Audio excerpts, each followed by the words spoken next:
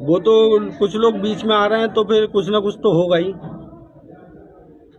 वो कोई बाबा सिद्दीकी कोई सही आदमी थोड़ी नहीं था। उसके ऊपर मकोका का केस लगा हुआ है। अब आम आदमी पे तो मकोका का केस लगेगा नहीं।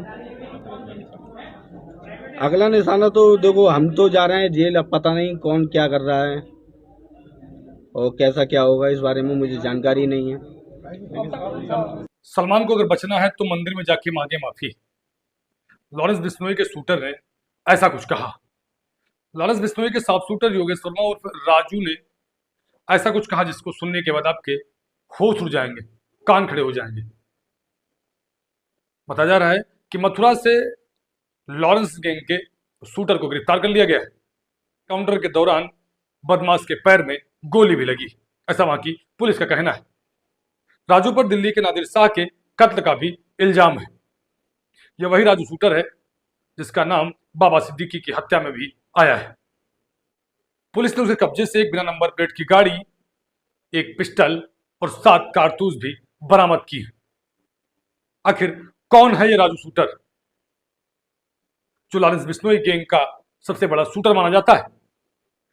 यह वही राजू शूटर है जिसने 16 वर्ष की उम्र में सबसे पहली हत्या की थी। उसके बाद दूसरी हत्या 2017 में की। राजू शूटर लगातार भागता फिर रहा था, लेकिन पुलिस के मुठभेड़ में मथुरा में राजू शूटर पकड़ा गया। योगेश उर्फ राजू काफी कुछ बताया उसने अपने वीडियो में, काफी कुछ कहा सलमान खान के बारे में, बाबा सिद्दीकी के बारे में। उसने बाबा सिद्दीकी के कई राज खोले। उसने ऐसा भी बताया कि बाबा सिद्दीकी कोई बड़ा अच्छा आदमी थोड़ी था। राजू शूटर ने 2017 में कासगंज में हत्या करने के बाद अपराध की दुनिया में अपने पैर पसार लिए।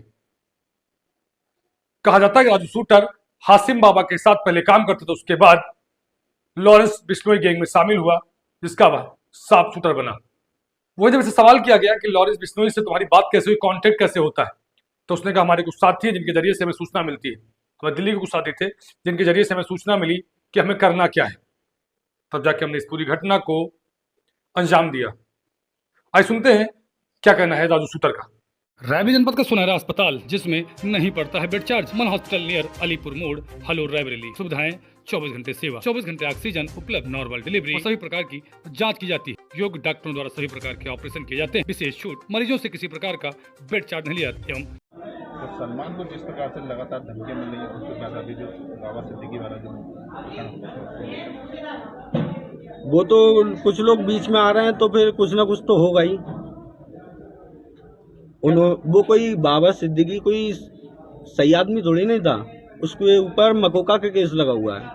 अब आम आदमी पे तो मकोका का केस लगेगा नहीं। और बताते हैं वो उसके दाऊद से भी कनेक्शन थे। तो ऐसे लोगों को चिन्हित कर रखा है, क्या पहले रैकी की जाती है? इस बारे में तो सर मैं हकीकत बात बताऊं तो सारी जानकारी होती है और मिल जाती है। जैसे कि किसी की भी जानकारी निकालना हो। जैसे कि कैसे निकल जाती है? अरे क्या कहते हैं, ये फोन चल रहा है, नेट है, गूगल है, सारी चीजें मिल जाती हैं। मतलब जिसको निशाना बनाते हो पहले उसके बारे में डिटेल पूरी निकालनी पड़ती है। रैकी करके जी करके। हाँ। क्या पैसे की कोई डिमांड होती है? नहीं, पैसे की कोई बात नहीं। पैसे की डिमांड। तो आगे देखा जाए टारगेट में कौन होगा फिर अगला निशाना? अगला निशाना तो देखो, हम तो जा रहे हैं जेल। अब पता नहीं कौन क्या कर रहा है और कैसा क्या होगा, इस बारे में मुझे जानकारी नहीं है। संपर्क कैसे करते हो? संपर्क कुछ जो दोस्त थे दिल्ली के मेरे, उनके जरिए बात हुई थी। मेरा तो कोई संपर्क था ही नहीं। तो जिस प्रकार से देखा जाए जेल में बंद हो जाता है फिर, लेकिन आपस में संपर्क कैसे कर लेते हो?